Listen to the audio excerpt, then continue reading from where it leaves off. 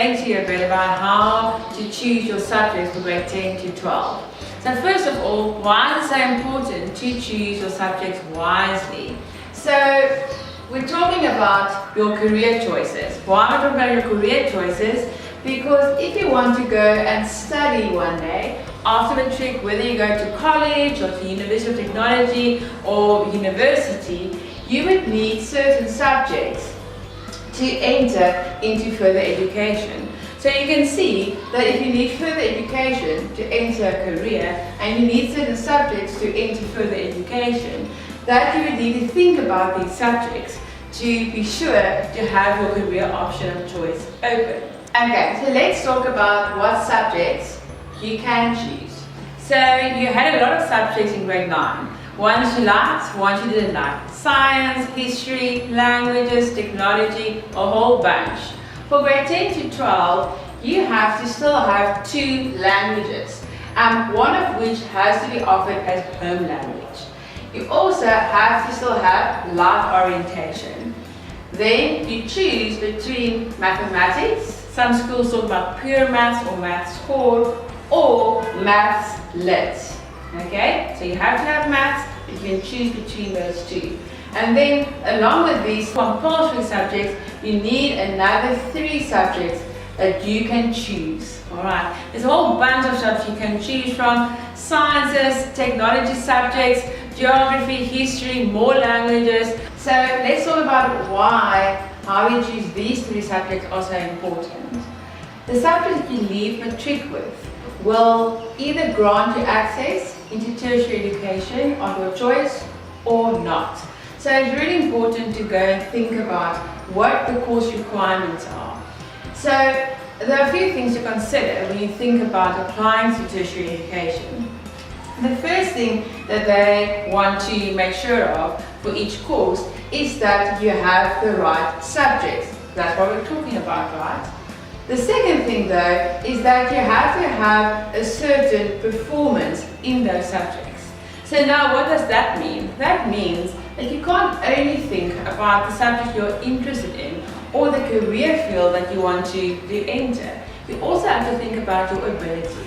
So, in other words, if they require that you have to have science, but they require that you have to have 70% in science, you have to think about, okay, is that something I would be able to achieve?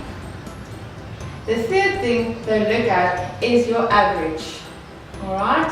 So that means even though you need certain subjects and you need to have a certain performance, it's also to remember that the bulk of your subjects, the whole package, has to be good enough so that you have the right average for the course that you want to enter. Let's get back to thinking about the career path you want to follow. When you think about a career path, it's important to think about your interests. It is important to think about your personality. It is important to think about your values. It's important to think about your skills. It's also important to think about how other people influence you and why you want to go into certain career paths. Now, let me just first stop here for a moment.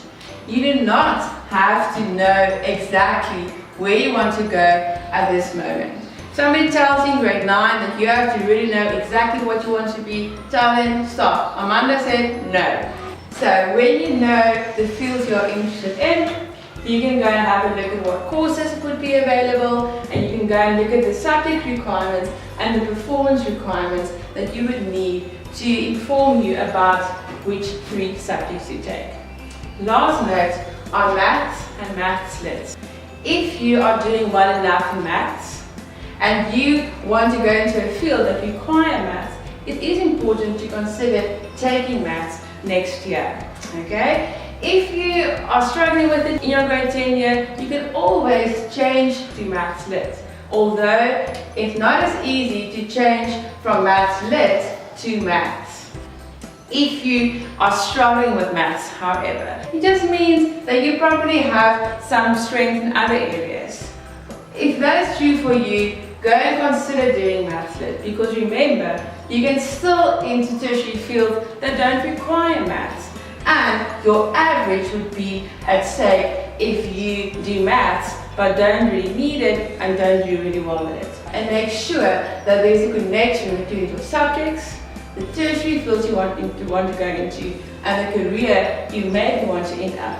So if somebody asks you why you're choosing your 3 subjects, you must have an answer. And that is how you make informed decisions about your subjects.